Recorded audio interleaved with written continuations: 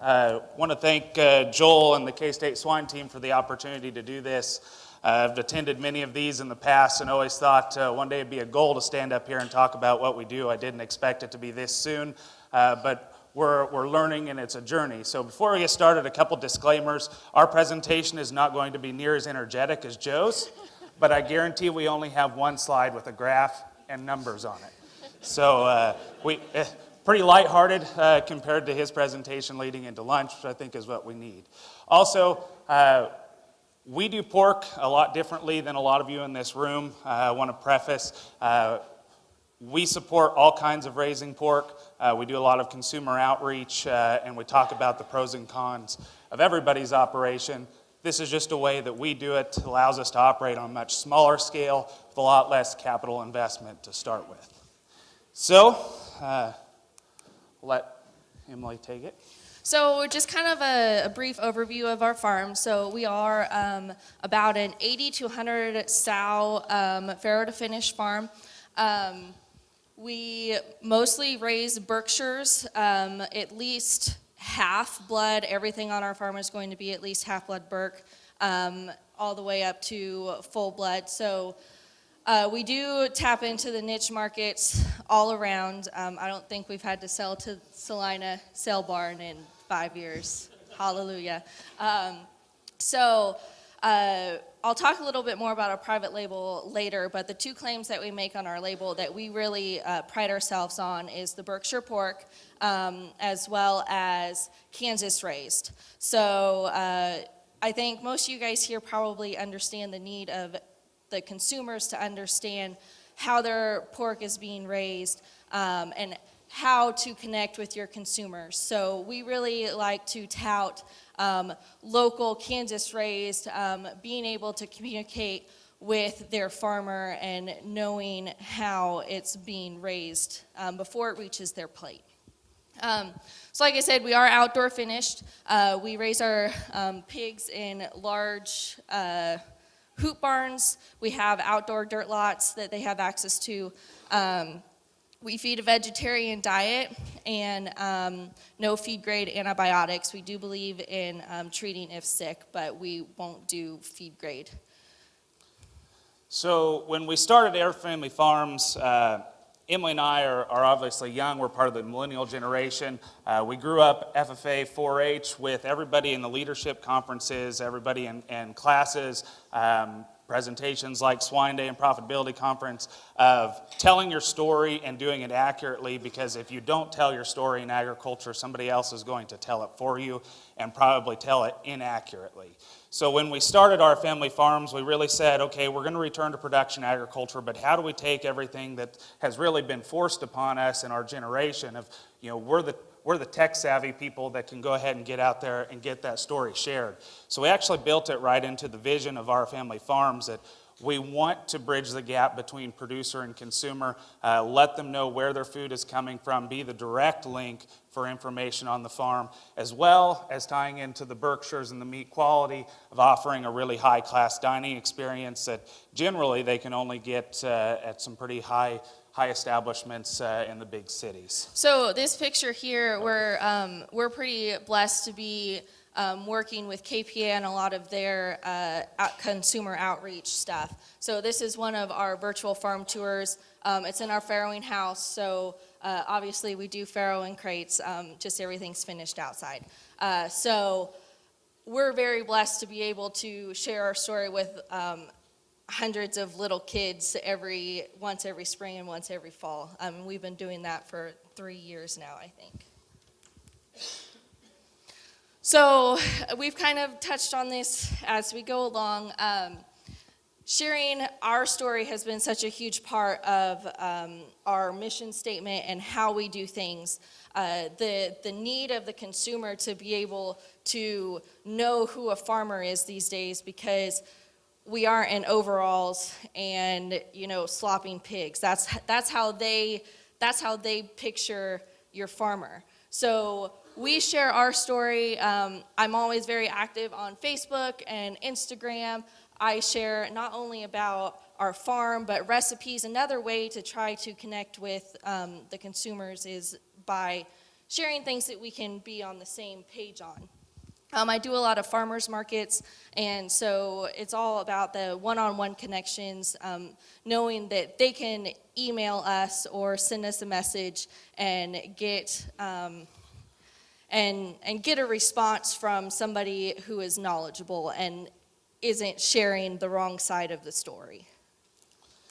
So how our family farms got started. So Emily's not actually been around livestock her whole life. She did grow up on a farm in southeast Kansas, but primarily row crop. I actually grew up with pigs. My father and grandfather had a commercial operation, started it back in the 60s. They ran it through the late 90s. As Joe and everybody else in this room knows, it was a tough time for the hog business. And that was when my dad and grandpa exited.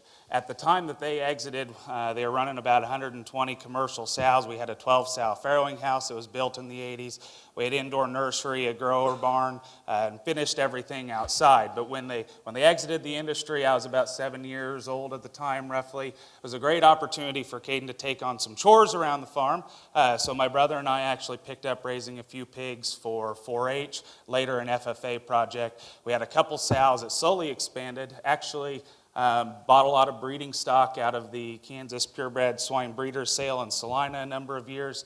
Ended up having some pretty good pigs, and eventually it transitioned into selling show pigs. So I think everybody in the room knows what show pigs are, is all the ones that people take to the county fair.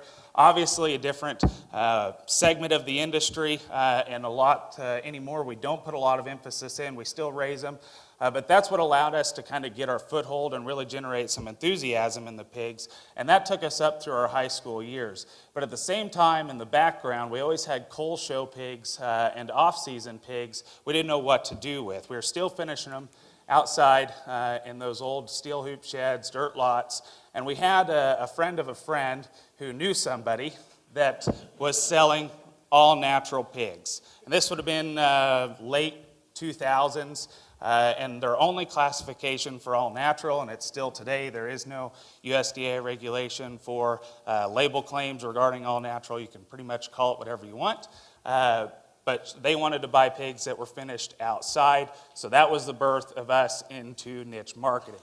We had all these pigs left over, primarily show pig blood, so absolutely nothing to do with meat quality or production efficiencies, but we could sell them for a premium because they're finished outside. So then we go to K-State, and I'm sitting in Dr. Goodman's swine science class. I seen him here earlier. I don't know if he's still around.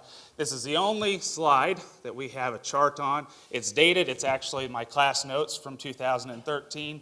And he said, year on year, swine profitability is $4 return on every pig. Well, if you're a small Kansas producer like we were at the time, we had like 30 sows, you do the math and you say, I can't make a living on that. Roughly figuring $60,000, $65,000 annual family living at $4 per head, you're going to have to market 16,000 head annually or have 600 sows to make a family living. So obviously going commercial takes quite a bit. We weren't there, so we went back to the distributor that we were working with on the niche marketing stuff, the all-natural, and we said, is there an opportunity to expand that? Can we raise more pigs and continue to sell them into this market? So they said yes. We're actually working with a grocery store here in Kansas. There's a national chain called Whole Foods. In order to sell into Whole Foods, you need to be GAP certified, which some of you have probably heard of the GAP certification program. It's a global animal partnership. Half of the people on that board are producer focused and half of them have never set foot on a farm. So the standards in that program are kind of all across the board. We were already outside at that time with the finishing. We kind of fit into their step 3 outdoor focus scenario. All we had to do was not farrow in farrowing crates and also farrow those sows outside. We thought that was pretty feasible to do, but we didn't want to move our show pigs out of farrowing crates. Obviously, those ones are a little bit more valuable and can't stand the death loss on those. It's a little more meaningful compared to an outdoor farrowed facility. So we decided the best case scenario was to start fresh, which launched our new building construction. So we were still at K-State at the time. I was too naive to know that There are architects and building companies that will draw up facilities for you. So Kaden whipped out the old Excel program and threw some screenshots of hoop barns on it and measured it up and said, this is what we need. We went to USDA with their beginning farmer loans. We convinced them that this was a profitable venture. Convinced is the key word. They were willing to go along with us, so we started construction on the hoop barn facility in August of 15. We broke ground in August. August of 15. So we bought a little 6-acre parcel of land off my grandfather. It was part of a pasture. We believed in doing everything ourselves at that time, so we mapped it all out. Still obviously a pasture at the time. We did hire some of the other dirt work, concrete work done, but all the hoops and stuff we put up ourselves. Now, I like this picture because when we started our family farms, we really wanted to do things against the grain.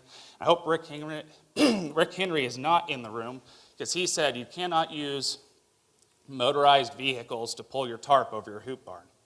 We used hands the first time, and the other 4 went up with motorized vehicles, and they're all fine. We made it. We didn't wreck anything.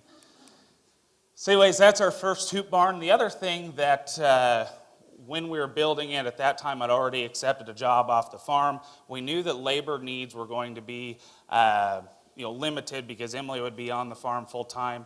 And I don't think marriages last long when you ask your wife, newlywed wife, to go bucket feed 100 sows every morning.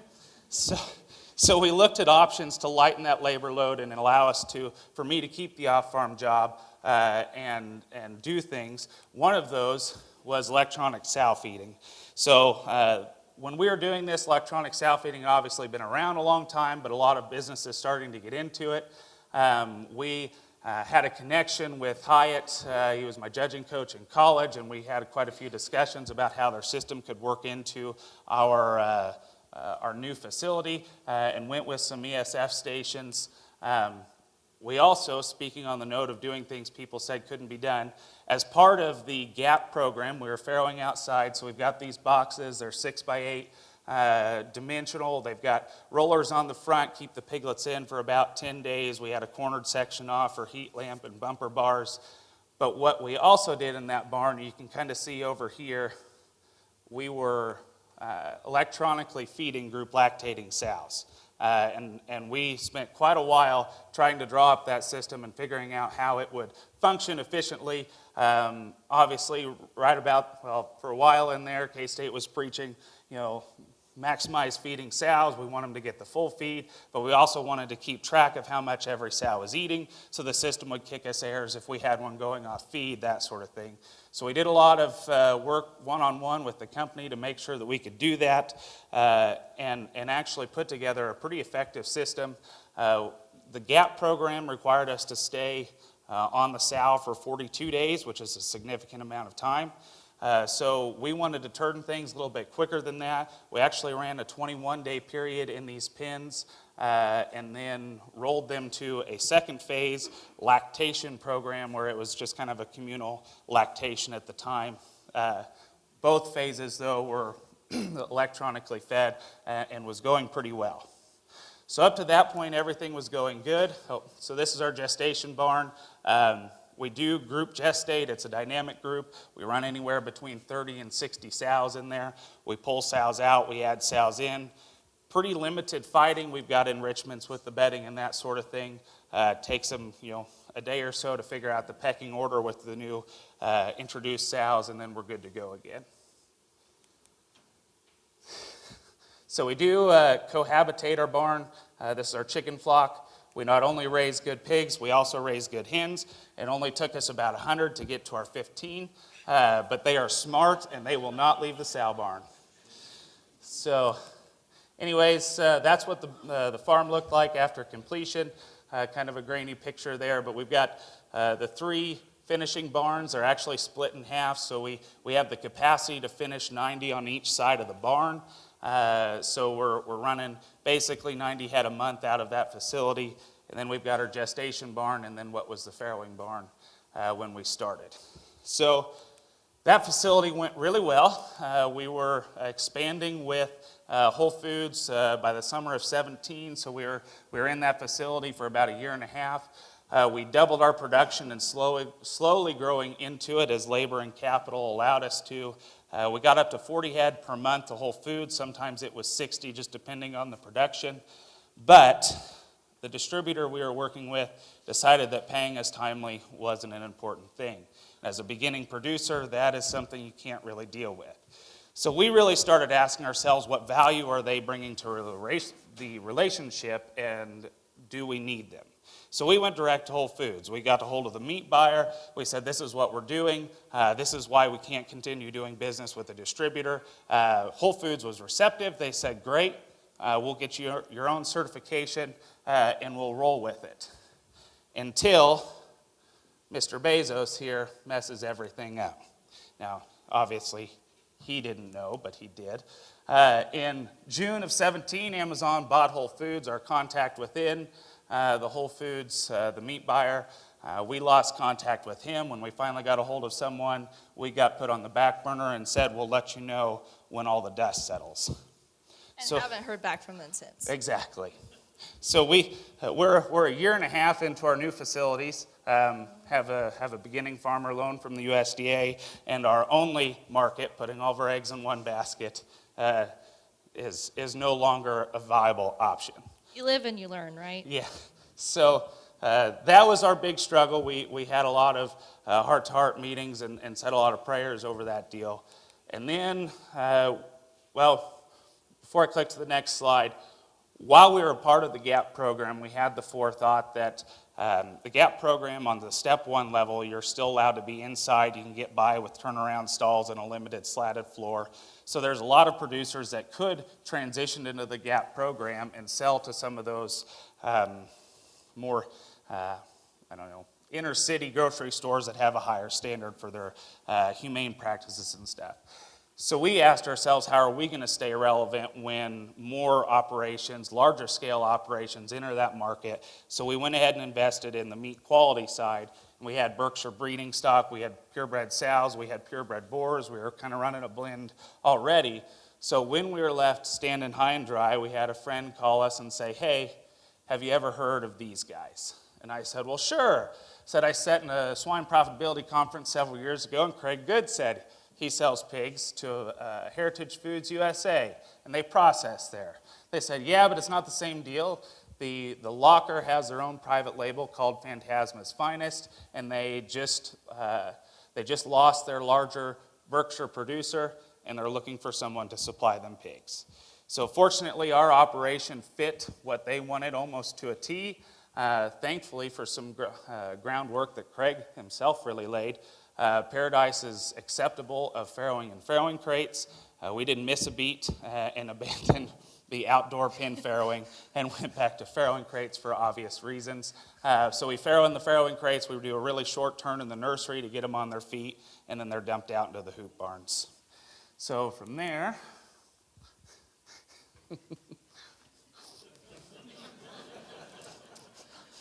So there was actually about 4 to 6 months in there before we found Paradise Lockers, where obviously we were raising pigs, we were farrowing sows, and had no idea where we were going, how we were going to pay off our new farm that we just constructed. Our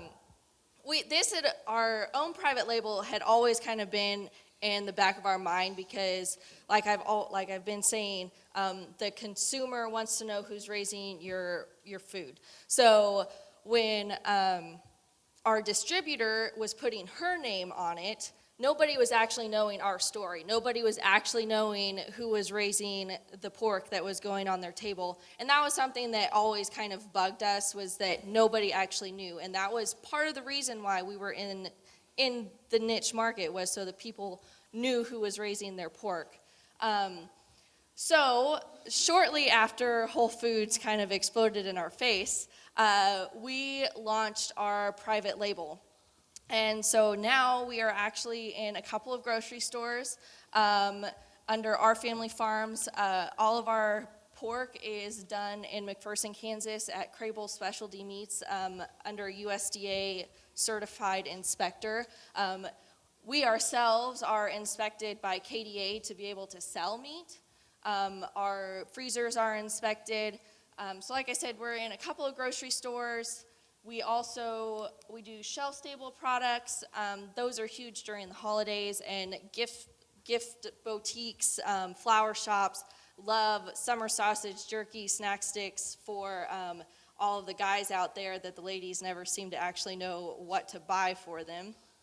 I also do farmers markets, so like I said, more of the one-on-one conversation with the people that are buying the meat, as well as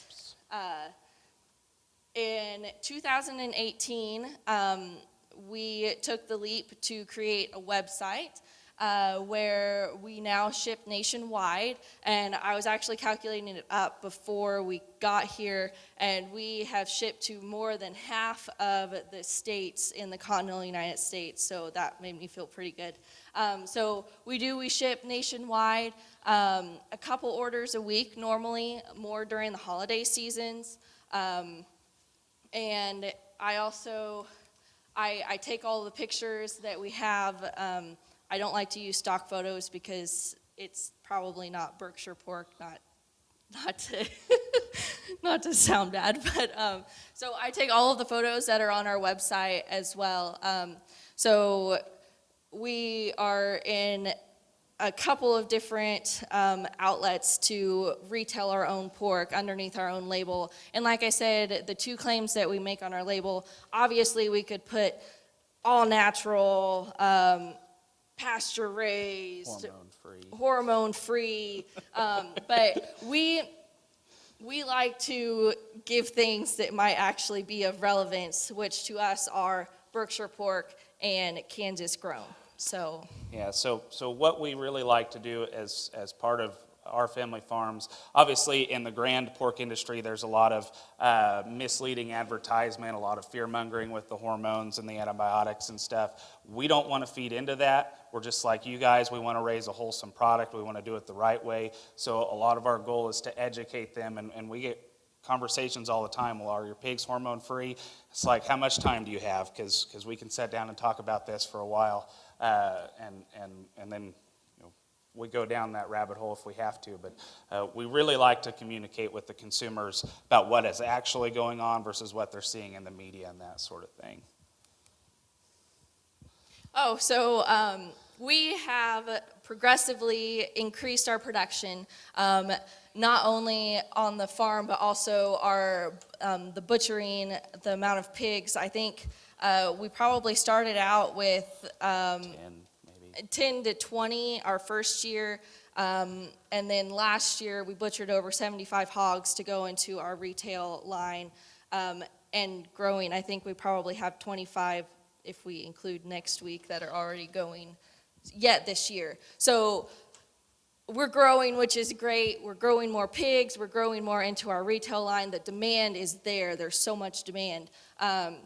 So as we grow, on the left there is a walk-in freezer that we bought secondhand off of the McLouth School District. Kaden has a lot of time at the bank to search Purple Wave. So market research. Yes. So there's that. And then McPherson is about 2.5 from our home. So we also have a freezer truck where so we can keep our cold chain between point A and point B. Also, as we go into grocery stores to be able to keep the cold chain that way.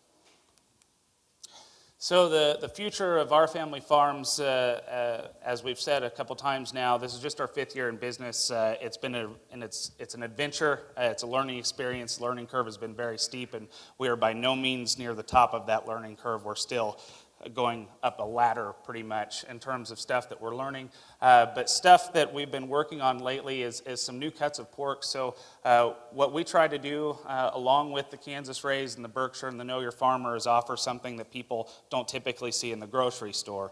So we've got tomahawk pork chops, we've got sausage that's got a third bacon added back into it, which is really delicious. It's a big seller of ours. We do the shelf-stable stuff like snack sticks and summer sausage and jerky.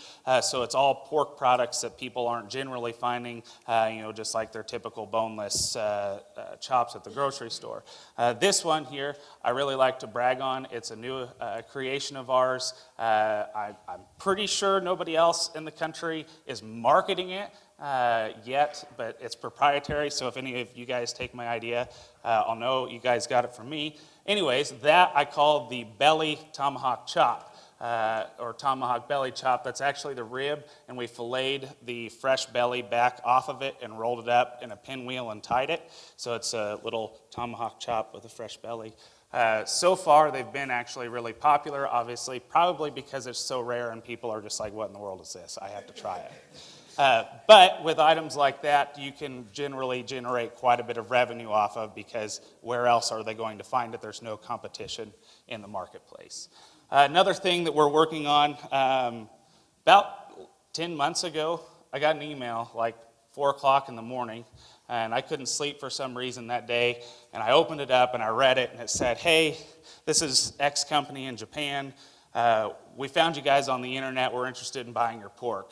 And I remember rolling over and I punched Emily and I said, hey, some guy in Japan wants to buy our pork. And she said, it's a scam. And I said, yeah, I know it.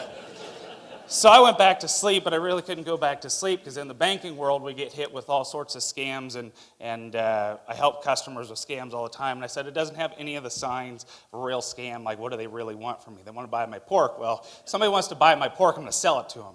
So I sent them an email back, and I said, sure, let's have a conversation. Well, the company was real. Over the course of the last year, we have figured out what it actually takes to export pork. So a lot of you guys, probably your product ends up, a percentage of it is exported, but it's 2 or 3 companies down the line. We figured out how to do it direct from our family farms. We paid a few companies to handle the processing, logistics, but ultimately, if the check got cut from the company in Japan, it was getting cut straight to us. So that's been quite an adventure. This picture here, back in November, we actually sent sample products over. That in itself was an adventure. Got stuck in customs for 10 days. Little did I know you have to have like 20 pages of documentation, not just the one they told me I had to send along with it. But luckily, customs has freezers and they keep it safe for you while you get that stuff sorted out. So anyways, we're working on some export markets. We've got to a lot of the learning curve out of our way on that. We know what it takes. FYI, it's $2 a pound in transportation to go from McPherson, Kansas to Tokyo, Japan. So if you can kind of figure the logistics on that, on our side of things, it gets pretty expensive. Obviously, economies of scale would make a pretty big difference. But we're still working on that. We don't know if it'll go through. The very first communication said, we love your stuff, we like your story. We want like 300 racks of spare ribs. I said, fantastic. That's only 150 pigs, and I don't know what to do with the rest of the pig. So we've been working with them on that. I've got to figure out how to market the rest of the pig, hopefully convince them to buy more of the pig itself, that sort of thing. The restaurant markets is something we really haven't pursued a whole lot because it's a lot of the same thing. They want to buy 30 racks of Berkshire pork loin, and then it's like, what do we do with the rest of the pigs? So then you got to have the fine dining that wants your loin. You got to have a barbecue guy out the back door that wants to buy all the butts, and then hope you can find a holiday market to get rid of your hams. And then at the end of the day, you're left with bacon, and you can probably sell the bacon. You can sell the bacon.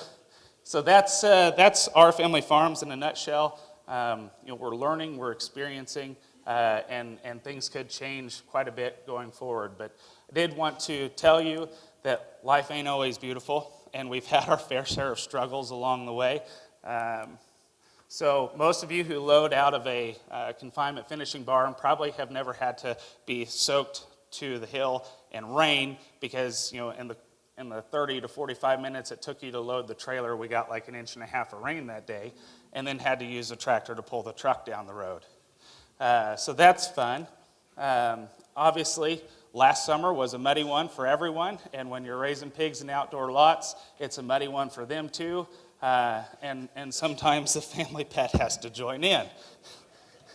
He smelled for a while. Yep, we also routinely have pigs out. That is not a fun call to get when you're at the bank, having a pretty serious conversation, and all you can hear is screaming on the other end because of how many pigs are running the adjacent cornfield. It's happened. One of my favorite moments is actually shortly after we built the farm, we had our gates on the end of the hoop barn a little too tall. We had like 120 little feeder pigs shoot out underneath the gate, and I came down the road from the north. All these little feeder pigs are scurrying along the road. Kind of like a scene from Lonesome Dove or something. Anyways, so we've had our fair share of learning experiences. We've got, fortunately, not been hit with any real tough blizzards yet, but that one, the snow packed hard enough, we were concerned the pigs were just going to walk right over the fence panels on top of the snowdrift. Luckily, we got by there. And then generally, fire is not a friend to have on a pig farm, but when you have a driving rain that fills your outdoor feeders with water and then it freezes, you have to have a way to feed your pigs. And sometimes fire is the only way you can thaw out ice. So with that, I think that's all we've got. Like I said to begin with, we do things a little unconventional, but that's how we started our farm, and we'd take any questions if anybody's got any. Yeah, we have time for a few questions.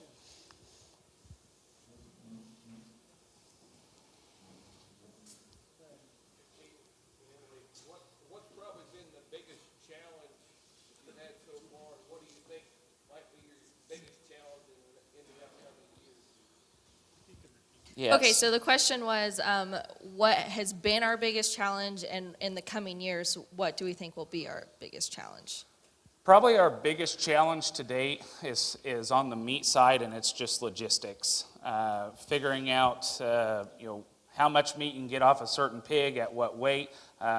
I probably should have spent more time in meat science classes growing up, but I didn't. So I had a large learning curve of, well, you can't get baby backs if you get bone-in pork chops. And everybody's like, well, duh, but the light bulb went off in Caden's head. And okay then, so that means my tenderloin's gone if I get porterhouse chops and that sort of thing. And then on my belly chops, I lose my bacon. So logistics on that, trying to figure out what markets like different things. So it took us a while to figure out every pig we ever have butchered throughout the year, every ham gets turned into a holiday ham. They're expensive, and you set on that inventory for 8 months, but you'll sell it in 2 weeks when the holiday season hits. So it took us a year and a half to figure that out, and now we're not afraid to set on ham inventory, So logistics would be the biggest challenge we've had so far. And I honestly think going forward is expanding, just being able to, because we have so much demand for our product that we can't raise enough pigs. And I just feel like our biggest hurdle going forward is finding a way to expand in a reasonable way and a profitable way that isn't going to break both of our backs in the process, and because the demand's there, and we've seen it, and we just need to reach our full potential. Any other questions?